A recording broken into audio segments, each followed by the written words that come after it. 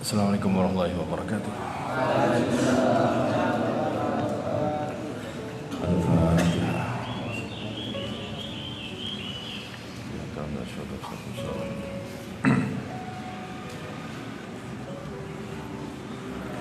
Bismillah, alhamdulillah, wassalatu wassalamu ala rasulillah sayyidina Muhammadin wa ala alihi wa sahbihi wa ala wal mu'allif rahimahullah ta'ala wa nafa'ana bihi wa bi'ulumihi fid dharain amin. Wa kana asyaddan nasi hayaan. Betul ya? Wa kana lan ono sapa Kanjeng Nabi iku asyaddan nasi luweh banget de menungso apane hayaan isine, sifat isine.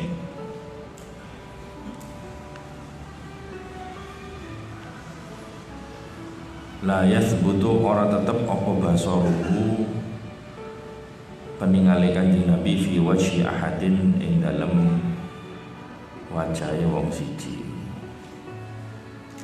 Kanjeng Nabi itu adalah orang yang paling pemalu.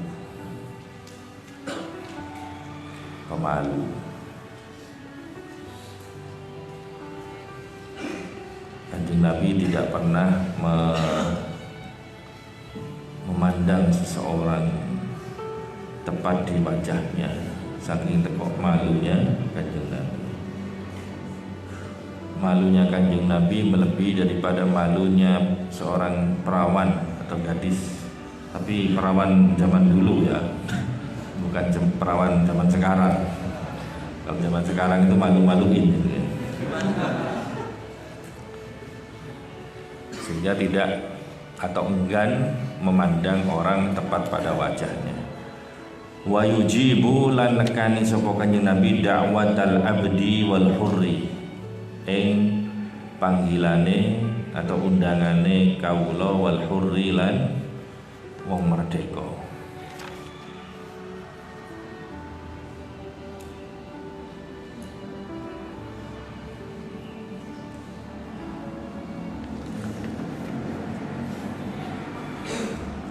Kanjeng Nabi memenuhi panggilan semua orang, apakah orang itu merdeka ataupun budak. Orang kaya kalau dipanggil orang miskin gak noleh, diceluk lu gak. Kanjeng Nabi tetap memperlakukan semuanya itu sama. Wayat balulan nompo sapa Kanjeng Nabi al hadiah taing hadiah. Nabi juga menerima hadiah. Walau annaha senajan ono sak temene hadiah iku jur'at alabanin sak teguhane susu. Ada orang membagi-bagikan susu, meskipun itu satu teguhan diterima sama Kanjeng Nabi. Rasul tidak pernah menolak hadiah. Au fakhida arnabin utawa pupune arnab. Apa arnab itu? Kelinci. Itu kan kecil itu ya. Pupune itu diterima. Wa yukafi'u 'alaiha lan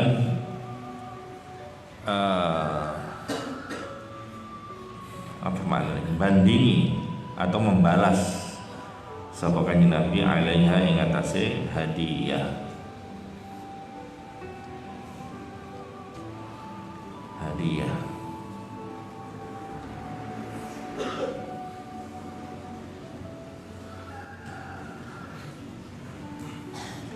Jadi Rasul menerima hadiah dan Rasul membalasnya. Jadi jangan enak-enakan kalau kamu nerima hadiah dikasih orang itu, kamu harus membalasnya. Wa idza huyitum bi tahiyatin fahayyu bi ahsana minha aw rudduha. Jika engkau diberikan penghormatan, dimulyakne, dikai hadiah, ya maka kamu harus membalasnya dengan yang lebih baik, lebih bagus. Kalau tidak bisa, aw rudduha, minimal impas sama. Maka setiap kamu diberikan sesuatu, meskipun hal yang remeh, seremeh apapun, maka balaslah. Di dalam hadis yang diriwayatkan oleh Imam Abu Dawud, baginda Rasul bersabda, man sana'a ilaikum ma'rufan fakafi'uh. Barang siapa yang berbuat baik kepadamu, fakafi'uh, maka balaslah ia. Ono wong nolong nang sampean, ini sampean kudu membalas kebaikannya, membalas jasanya, memberikan hadiah. Kamu harus berikan hadiah yang lebih baik ataupun yang sama. Dikasih kerupuk pas mangan koncone duwe loro kerupuk dikekno nang sampean. Iki sampean harus membalasnya. Ojo enak-enakan ngarep-ngarep bendino dikek kerupuk koncone ya. Kok langganan, dia harus membalas. Jadilah yang terbaik. Al-yadul ulya khairun minal yadis sufla. Bukankah tangan di atas lebih baik daripada tangan di bawah? Tapi kenapa prakteknya kita lebih senang dikasih daripada mengasih? Berarti kita tidak ingin jadi orang yang terbaik. Maka tatkala diberi, ya jangan ditolak. Itu namanya hadiah. Hadiah Rasul tidak pernah menolak hadiah. Maka kata sponsor, rezeki jangan ditolak, meskipun cuma kolak gitu katanya, diterima. Tapi kewajiban kita dieling-eling, kita harus membalasnya. Balas. Man sana'a ilaikum ma'rufan fakafi'u. Barang siapa yang berbuat baik kepadamu, maka balaslah jasanya, balaslah kebaikannya. Fa illam tajidu ma tukafi'u bihi. Kalau sampai tidak punya apa-apa untuk membalasnya, fad'u lahu, maka doakan untuknya. Doakan untuknya. Hatta tarau annakum qad kafatumuhu, sehingga mereka ya melihat bahwa kamu betul-betul telah membalasnya.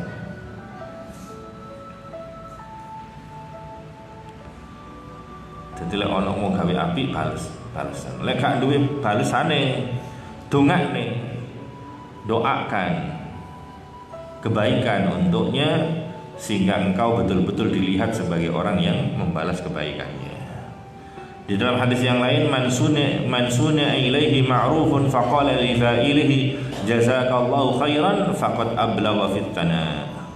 Barang siapa yang dibaiki oleh orang lain, kemudian dia mengucapkan kepada jazakallahu khairan, maka dia telah sungguh-sungguh dia telah memberikan balasan dengan memujinya.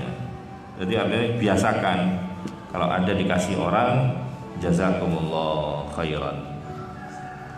Ya, jadi minimal kalau kamu tidak bisa membalas dengan sesuatu, balaslah dengan doa. Doa, ya minimal jazakumullah khairan. Jangan terima kasih. Terima kasih itu gak ada doanya, betul? Dikasih makanan, terima kasih, matur nuwun. Ini terus faedahnya apa? Tidak ada mengandung nilai balasan. Maka balaslah, jazakumullah khairan. Mudah-mudahan Allah membalas kebaikanmu. Itu kan doa gitu. Dongo. Lek matur nuwun, doa apa bukan itu? Bukan doa ya. Maka belum dianggap membalas itu dengan matur nuwun itu. Matur nuwun itu hanya ya wujud terima kasih saja. Terima kasih itu tanda syukur gitu aja. Syukur dikasih gitu kan ya. Karena malam yashkurin nas lam yashkurillah. Barang siapa yang tidak bersyukur kepada manusia, dia tidak bersyukur sama Allah Subhanahu wa taala. Dan Allah kalau memberikan rezeki kepada kita itu kan melewati orang lain. Maka dalam rangka bersyukur kepada Allah, kita juga harus bersyukur kepada manusia. Maka tatkala kita ngomong terima kasih, itu cuma bersyukur saja, tanpa kita dianggap kita dianggap belum memberikan balasan kepada orang yang berbuat baik kepada kita. Jadi minimal ucapkan jazakumullah khairan atau jazakumullah, itu saja sudah cukup, tidak apa-apa. Jazakumullah, mudah-mudahan Allah sing bales, pangeran sing bales. Kalau orang Jawa ini pangeran sing bales. Allah sing bales. Karena kalau balas itu maksudnya ya api ya dibalas api, in khairan fa khairun, in syarran fa syarrun. Wala ya'kuluha wa ya'kululan madang sapa Kanjeng Nabi ha ing hadiah, wala ya'kulu as-sadaqah lan ora madang sapa Kanjeng Nabi as-sadaqah ing sedekah. Rasul memakan hadiah tapi tidak memakan sedekah. Sedekah yang maksud adalah zakat. Kanjeng Nabi tidak ada bagian zakat untuk Kanjeng Nabi. Wala istakbiru lan ora gumedhe sapa Kanjeng Nabi an ijabatil amati, saking nyembadani amat wal miskin lan wong kang miskin. Lek diundang orang miskin, Kanjeng Nabi ya tidak gengsi untuk mendatangi undangan. Kok kudu sing undang pejabat itu ora, masih orang-orang kaum alit-alit ya, tidak harus yang mengundang pejabat elit, tapi kaum alit pun yang mengundang Kanjeng Nabi tidak segan-segan untuk datang. Orang rumangsa gengsi, orang rumangsa mudhun derajat terhina, tidak. Maka santri kudu ngono ya, nanti kalau kamu pulang jangan sampai gengsi. Jadi diundang sopo pilih-pilih, diundang pejabat teko disi. Tapi lagi diundang orang miskin tidak datang, berkati cili, teko ya, tidak boleh pilih-pilih gitu ya, tidak boleh gengsi. Yaghdabu li rabbih wa la yaghdabu li nafsihi. Yaghdabu bendu sapa Kanjeng Nabi li rabbih krana pangerane Kanjeng Nabi.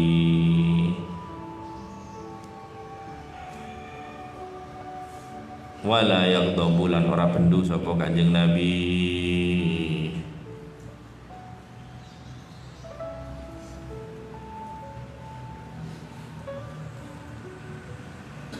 li nafsihi krana awak dhewe ne Kanjeng Nabi.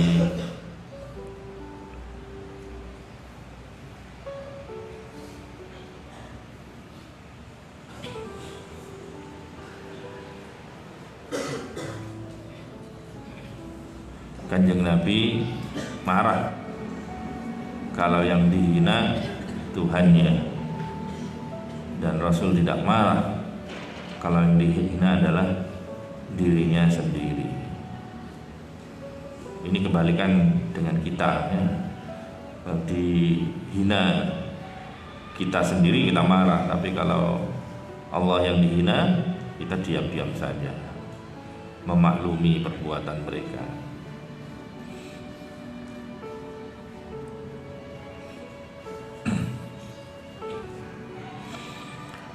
Ya Allah, Kanjeng Nabi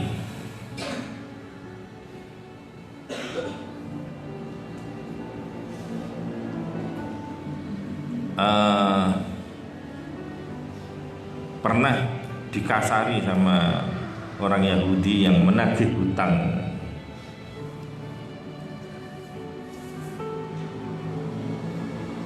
Tapi Kanjeng Nabi sabar.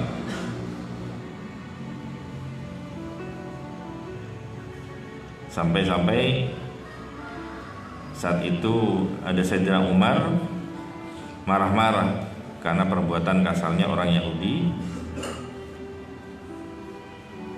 kepada Kanjeng Nabi.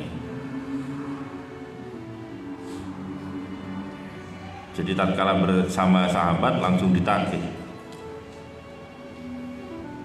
Padahal itu belum jatuh tempo. Kurang 3 hari jatuh tempo ternyata orangnya sudah menagih.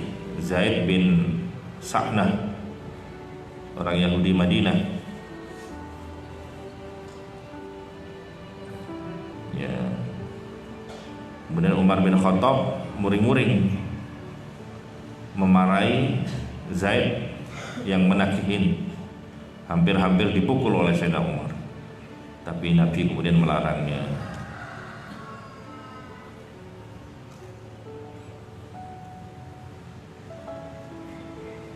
Dan kemudian Kanjeng Nabi membayar hutang itu lewat Sayyidina Umar.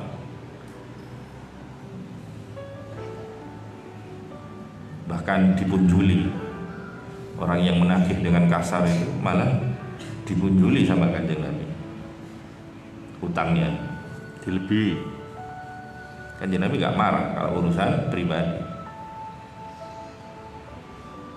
tapi tatkala dakwahnya urusan Tuhannya, maka Kanjeng Nabi marah.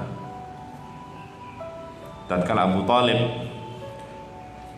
menyampaikan keinginan orang-orang kafir Quraisy agar Kanjeng Nabi berhenti berdakwah dengan negosiasi akan memberi sejumlah uang yang diminta oleh Kanjeng Nabi, apapun, apakah itu harta, tahta, wanita, semuanya ditawarkan sama Kanjeng Nabi. Kanjeng Nabi kemudian marah, terlihat dari wajahnya Kanjeng Nabi.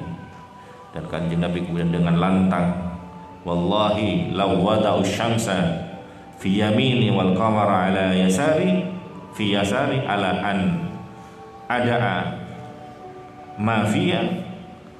Demi Allah, seandainya orang kafir Quraisy itu meletakkan matahari di tangan kananku, bukan madu di tangan kananku, racun di tangan kirimu, bukan ya. Matahari di tangan kananku, kemudian wal qamara fi yasari, dan rembulan di tangan kiriku,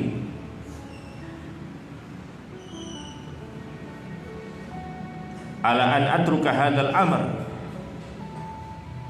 dengan syarat aku meninggalkan dakwah ini, hatta yudhhirahullahu au ahlik,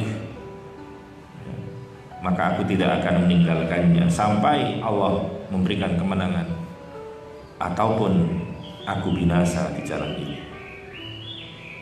Artinya menang kalah, hidup mati, aku tidak akan berhenti. Dengan lantang Kanjeng Nabi berkata demikian, marah sama penawaran-penawaran itu.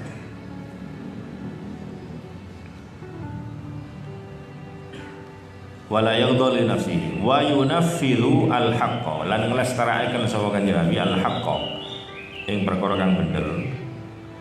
Yunaffilu, dari kata yunaffilu itu masdarnya adalah apa? Nafadha yunaffidu tanfidan, ada tanfidiyah ya.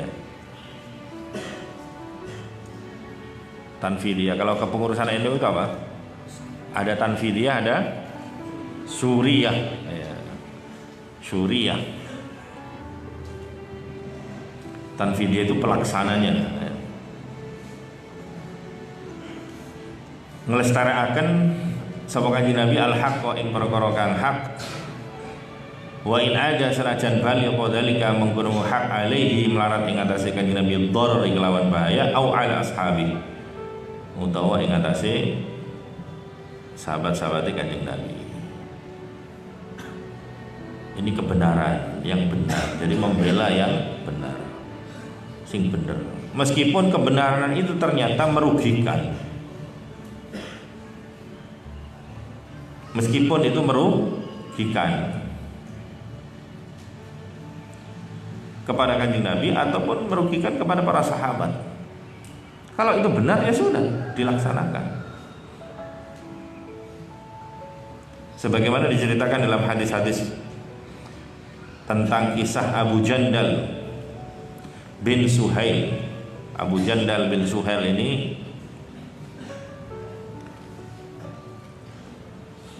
masuk Islam,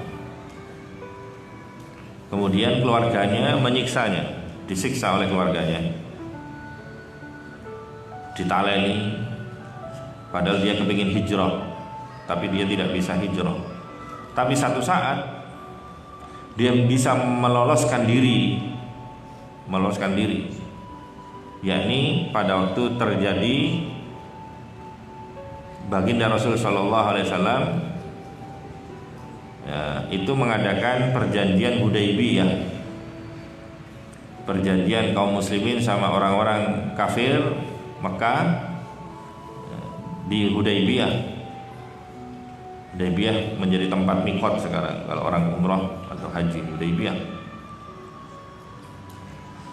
Dan di antara poin perjanjian Hudaybiyah itu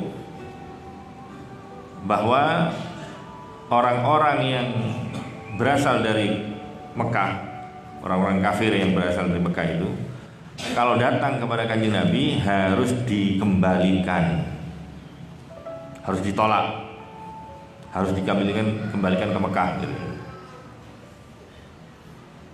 Walaupun orang itu telah memeluk Islam, harus dikembalikan ke Mekah. Itu salah satu poin penting pada perjanjian Hudaybiyah. Tatkala sedang berlangsung perjanjian Hudaybiyah ini, kemudian datanglah Abu Jandal bin Suhail. Padahal yang mengadakan perjanjian ini namanya Suhail, bapaknya Abu Jandal. Itu mengadakan perjanjian sama Kanjeng Nabi. Tengah-tengah Kanjeng Nabi mengadakan perjanjian, kok namanya anaknya, namanya Abu Jandal ini datang kepada Kanjeng Nabi habis melarikan diri dari keluarganya. Lah ketemu bapaknya yang penjara kok. Anaknya tidak boleh ikut Kanjeng Nabi. Dia sudah masuk Islam. Nah saat itulah kemudian ditagih sama Suhail ini. Lah ini orang pertama yang harus dikembalikan. Jangan, tidak boleh diterima gitu kan, meskipun dia telah masuk Islam. Maka kemudian Rasul menyuruh, padahal tatkala kembali ke keluarganya dia akan disiksa kan gitu, karena dia telah masuk Islam, keluar dari agama mereka. Tapi karena sudah ada kesepakatan sama mereka, ini kan kebenaran, kesepakatan itu harus ditaati, komitmen itu harus dijalankan. Ternyata komitmennya itu merugikan diri sendiri, ia tetap harus dijalani.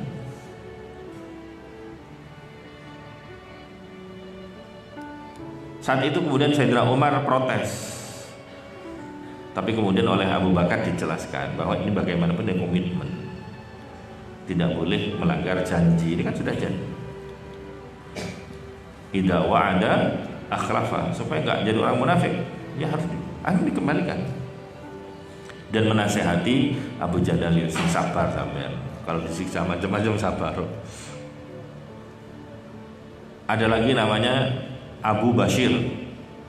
Abu Bashir itu dari Mekah, dia bisa meloloskan diri dari siksaan, akhirnya datang ke Madinah. Begitu datang ke Madinah, ini masih berlaku perjanjian Hudaybiyah. Ditolak sama Kanjeng Nabi, kamu kembali ke Mekah. Kita lagi ada perjanjian, jangan ke sini. Ditolak. Akhirnya ada 2 orang utusan dari Mekah menjemput Abu Bashir ini, dikembalikan lagi, ditarik. Tapi kemudian di tengah perjalanan, namanya Abu Bashir ini tidak mau kembali. Akhirnya 2 orang ini dibunuh. Satunya dibunuh, satunya lari. Akhirnya Abu Bashir, wah, aku balik nang Mekah, aku nanti disiksa macam-macam ya. Tak pateni ya, itu mau kafir dibunuh satu. Satunya lari, berhasil melarikan diri, dan dia akhirnya ada di pertengahan jalan itu. Dia ada di bukit-bukit itu, mengasingkan diri di situ. Jadi tidak di Madinah, tidak di Mekah, di tengah-tengah. Nah kemudian mendengar berita seperti itu, Abu Jandal yang dulu itu dikembalikan ke Mekah, dia berhasil meloloskan diri, dan dia akhirnya bergabung dengan Abu Bashir ini, ada di tengah-tengah. Ada orang yang meloloskan lagi, diam di situ, karena kalau ke Madinah sama Kanjeng Nabi ditolak, karena masih berlaku perjanjian Hudaybiyah. Ada orang 2 lagi, 3, sampai kurang lebih ada 40 orang. 40 orang. Dan 40 orang ini karena di tengah bukan pemukiman ya. Dia mungkin kelaparan apa.